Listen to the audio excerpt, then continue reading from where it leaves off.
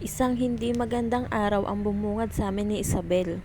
Abay, sino ba naman ang gagandang araw kung yan ang bubungad sa yung umaga, hindi ba? Yun at gumagalaw pa nga siya, Diyos ko, ang takot ko dyan. So by the way, fast forward, katanghalian tapat na mamapak ng Milo ang babaita.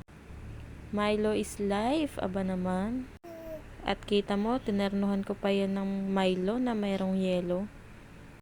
Then after ko magpapak ng Milo, ayan, ang bata, gising na, si Isabel. At ninangata pa nga ang kanyang medyas.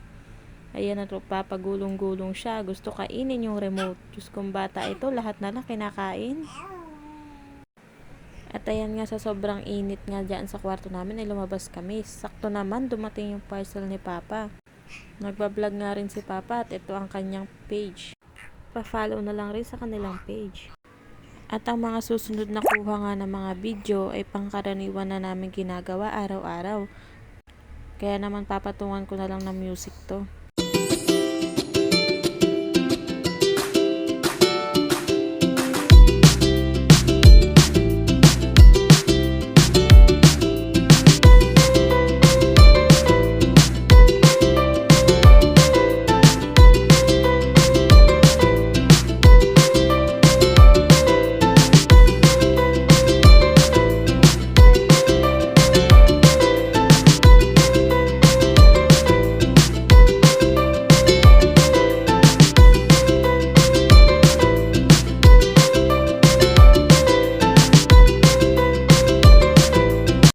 Bandang alas 4 nga ito nang magpakita na naman sa akin tong tuko na to.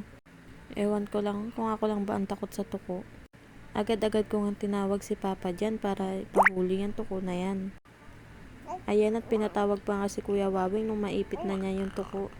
Grabe nga tagalan din sila sa paghuli dyan, no? Nakailang attempt din si Papa dyan sa paghuli dyan. Ilang araw na rin kasi yung tuko na yan dito sa kwarto namin, kaya talagang pinakuha ko na kay Papa.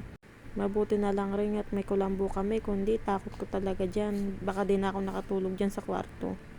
At mga ilang sandali lang, ayan nga ay nakuha na nila, nahuli na nila. Putol pa nga ang buntot niyan.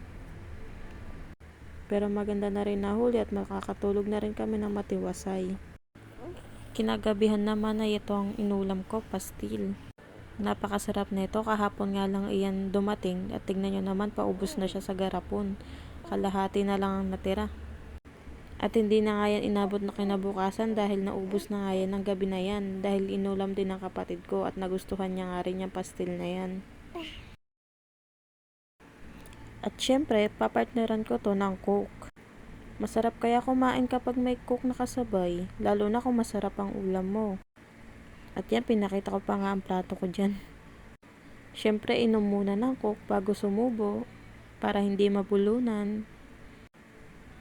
At unang subo nga natin, yum! Napakasarap talaga ng pastil na to. Pangalawang beses ko nang umorder sa kanila. At pwede talaga siyang instant ulam kung tinatamad kang magluto talaga. Hindi ka na mapapagod magluto. At isang napakamahabang mukbang nga na naman itong. Habang kumakain nga ako dyan ay sinusubuan ko na rin si Isabel, pati na rin ang kapatid ko na si Jaika. Hindi ko na lang din siya pinakita. At ayan nga, tapos na ako kumain dyan. Kasimot ba naman talaga ang plato? After nga nyan, maya-maya dumating na rin si Mama galing sa handaan. Birthday kasi ng isa nilang kasama, kaya ginabi na siya ng uwi. At kita nyo ba yung ngiti ng kapatid ko nyan? Talaga naman tuwan-tuwa nang makita si Mama. At hanggang dito na nga lang ang video na to. Sana nagustuhan nyo at sa susunod ulit, please like, share, and follow. We're saying goodbye. Bye!